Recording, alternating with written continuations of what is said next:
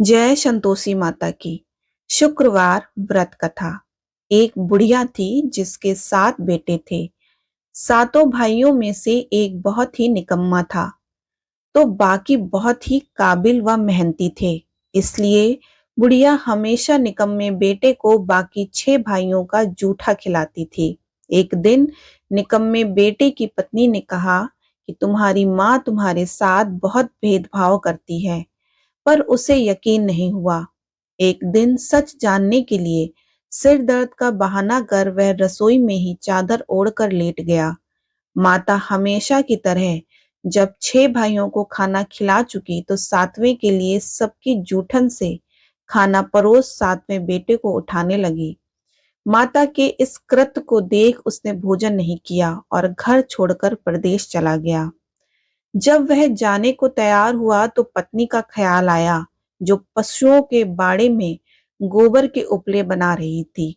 उसने अपने जाने के बारे में बताते हुए कहा, हम जावे परदेस आवेंगे कुछ काल, तुम रहियो संतोष से धर्म अपनो पाल। वहीं पत्नी ने भी इसी लहजे में जवाब देते हुए कहा कि जाओ पिया आनंद से हमारी सोच हटाए, राम भरोसे हम रहे, ईश्वर तुम्हें सहाय। दो निशानी आपने देख धरो से धीर, सुधीमती हमारी बिसारियो रखियो मन गंभीर। अब निशानी माँ तो कहा कि मेरे पास तो तुम्हें देने के लिए कुछ भी नहीं है, सिर्फ यह अंगूठी है, यही रख लो। साथ ही उसने पत्नी से भी निशानी मांगी, तो उसने कहा कि मेरे पास तो कुछ भी नहीं है, यह गोबर से सने हाथ हैं, उनकी छाप ही साथ ले जाओ। अब पीठ पर पत्नी के हाथों से बनी गोबर की छाप लिए वह चल पड़ा। परदेश में पहुंच गया। अपनी हालत का जिक्र एक सेठ से किया और नौकरी मांगी। सेठ ने भी रख लिया और बात पैसों की हुई तो सेठ ने कहा, जैसा काम वैसा दाम। अब वक्त आदमी को होशियार बना ही देता है। धीरे धीरे वह काम काज में माहिर हो गया। सेठ ने बाकी नौकर चाकर भी उसकी होशियारी के मुरीद होने लगे। साथ ही उससे कई लोग जलने भी लगे। सेठ ने भी भांप लिया कि बंदा काम का है। धीरे धीरे सेठ ने उसे अपनी बही खाता संभालने का जिम्मा दे दिया और उसकी ईमानदारी से खुश होकर एक समय बाद सेठ ने उसे मुनाफे का हिस्सेदार बना दिया। उधर उसकी पत्नी की बहुत दुर्दशा हो रखी थी। उसकी सास जेठानियों ने उसका जीना हराम कर रखा था। एक तो घर का सारा काम उससे करवाते, ऊपर से खाने को भी घास फूस की रोटी मिल जाती तो गनीमत थी। एक दिन वह पास के वन से लकड़ियां लेने गई तो उसने देखा कि कुछ महिलाएं वहां कथा कर रही हैं। जब उसने महिलाओं से पूछा कि यह व्रत कथा किसकी है, तो उन्होंने बताया कि संतोषी माता की व्रत कथा कर रही हैं। उसने पूछा कि उसे इस व्रत की विधि बताएं।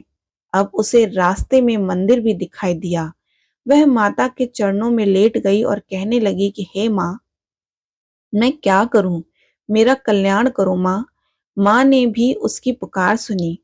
वह लकड़ियों को बेचकर प्रसाद के लिए गुड़ चना लाई और शुक्रवार का उपवास किया।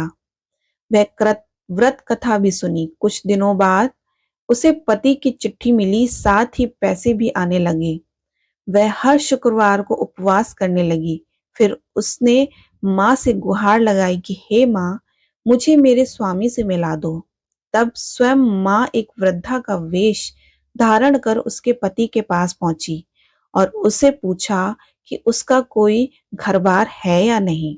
उसने बताया कि सब कुछ है, लेकिन इस काम को छोड़कर कैसे जाऊं। तब वृद्धा ने कहा कि तुम माँ संतोषी का नाम का दिया जलाकर कल सुबह दुकान पर बैठना। शाम तक तुम्हारा सारा हिसाब किताब हो जाएगा और सामान भी बिक जाएगा। उसने ऐसा ही किया। माता के वरदान से वह शाम के समय कपड़े गहने खरीदकर अपने गांव चल दिया। उधर उसकी पत्नी नित्य की तरह माता के मंदिर में माता से बातें कर रही थी। हे माँ, मेरे स्वामी कब आएंगे?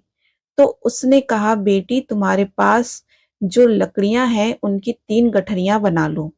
एक को नदी के किनारे छोड़ दो, एक को यहाँ मंदिर में और एक को अपने घर जाकर पटक कर कहना कि लो लकड़ियां, दो भूसे की रोटी। माता के कहने पर उसने वैसा ही किया। उधर से जब उसका पति लौट रहा था तो नदी के पार करते हुए सूखी लकड़ियां दिखाई थी। सफर से थकान हो गई और भूख भी लग गई थी। उसने आग जलाई और भोजन का प्रबंध किया और खा पीकर घर की ओर रवाना हुआ। जब वह घर पहुंचा तो उसने सुना कि उसकी पत्नी ने लकड़ियों का गट्ठर आंगन में पटक कर कहा कि लो सासू जी, लकड़ियों का गट्ठर लो और भूसे की रोटी दो।